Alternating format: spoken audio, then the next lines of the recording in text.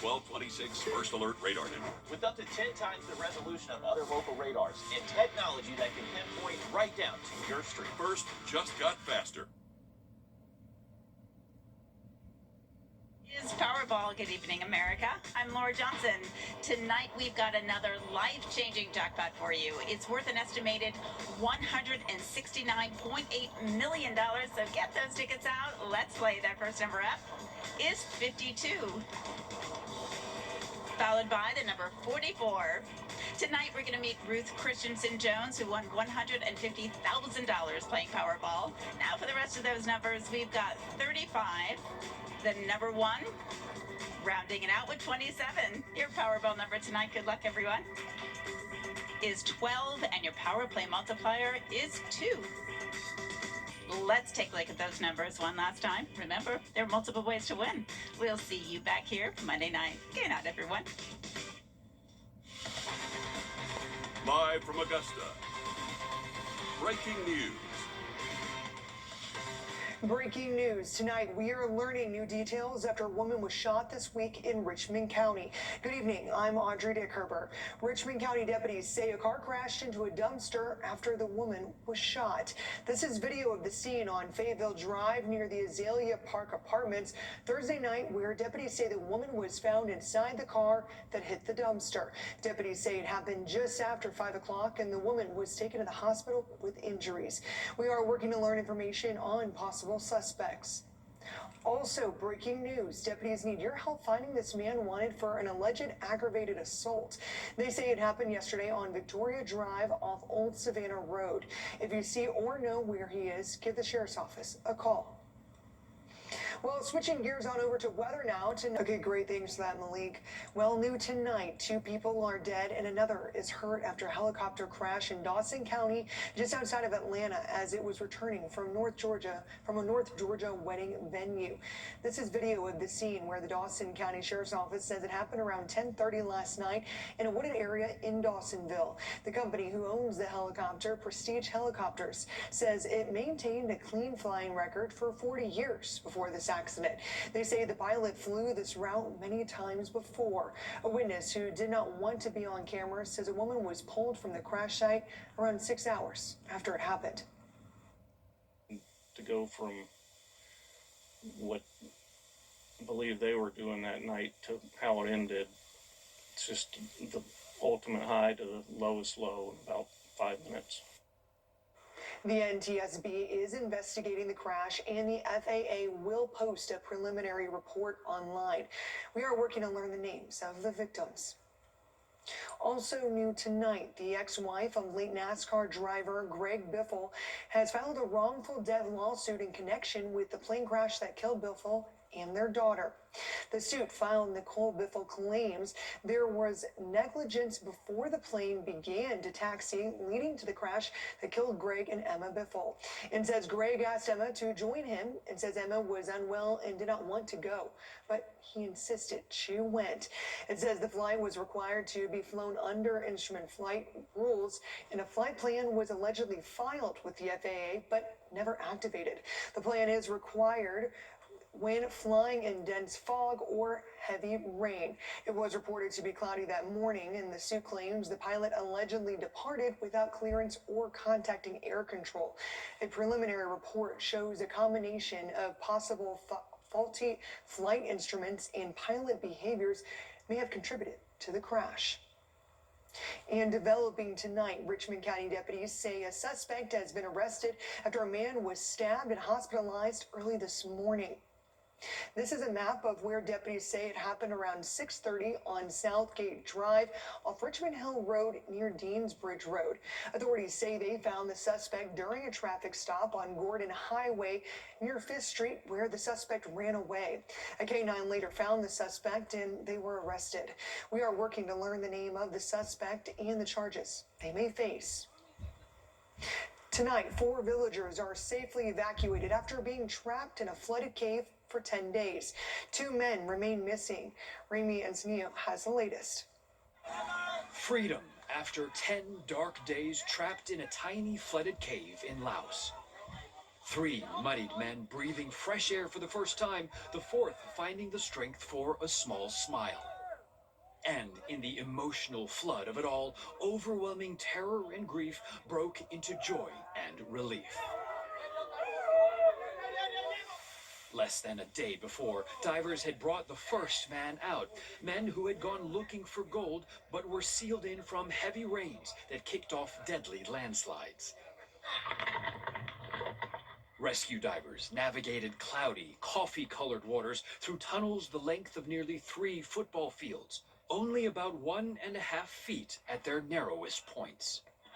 They found them last Wednesday, after 8 days, weak, hungry, crouched on rocks, but alive. One of the men said he would not have lasted through this weekend. Today, they found that light at the end of their tunnel. And there were 2 more men in their group for a total of 7. The head of the Thai rescue group said that they plan to go deeper inside the cave, about 80 feet deeper, but he said that that section is still heavily flooded. Rami Inocencio, CBS News, London. This Monday, Georgia's gas tax suspension is set. A local girl is giving back to the community with her lemonade stand. What organization she's helping this time and why she continues to do it. Next.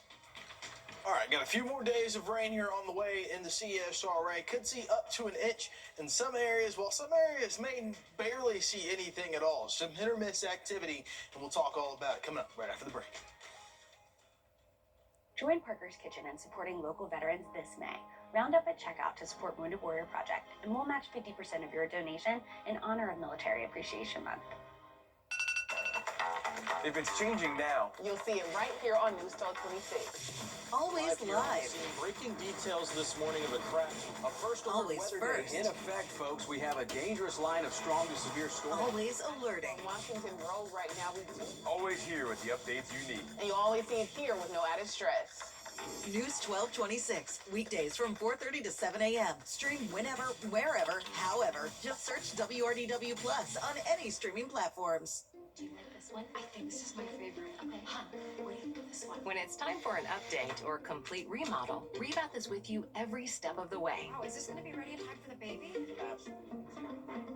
From design and products to removal and installation, we handle the entire process to create a beautiful and functional bathroom for whatever your life needs. Rebath, with you every step of the way. Call us or visit rebath.com and save $1,000 off your complete bathroom remodel. Welcome back. Tonight, a local 10-year-old girl is squeezing her way to nearly $10,000 with a lemonade fundraiser. This is video of Presley's Lemonade with Love event in Martinez today, helping benefit Corazon Bonito. Every Cup supports the organization that serves foster kids and hospice patients. This year, Presley's goal is to raise nearly $4,000. If she hits it, she then has given $10,000 in total from all her fundraisers. It's going pretty good.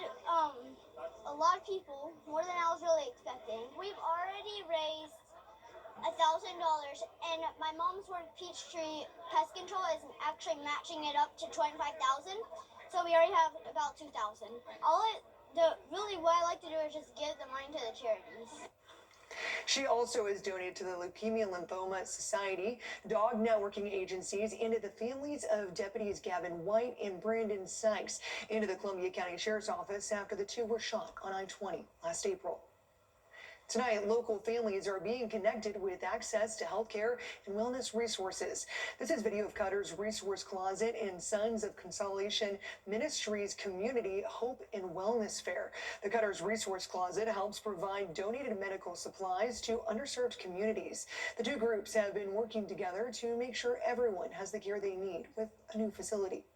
But for medically on or underinsured people, we're the ones that provide that equipment to the hospital. Yeah, the hospital's not doing it. Right, or a rehab facility. There are people that literally get stuck in a hospital for a week or 2 weeks just because they don't have the equipment that they need to meet the safe discharge standards to go home. And a lot of times it's something basic or simple that it's easy for us to provide. There was also live music, food giveaways, games, kids activities, and more. If you want to volunteer or donate, we will have a link to their website on WRDW.com. Tonight, volunteers are coming together to help clean up an Augusta neighborhood. This is video of a cleanup on Wheelis Road and Dorn Road earlier today. Jeremiah Atkinson started the event as a way to clean up trash dumped in the area and help the community. He says they had at least 30 bags picked up as of this morning. My message is, if you see one piece of trash, pick it up and help Augusta clean it up, because I feel like that would be more efficient. Just pick up at least one piece of trash a day, just one, to help out the community. They also provided snacks for volunteers as well.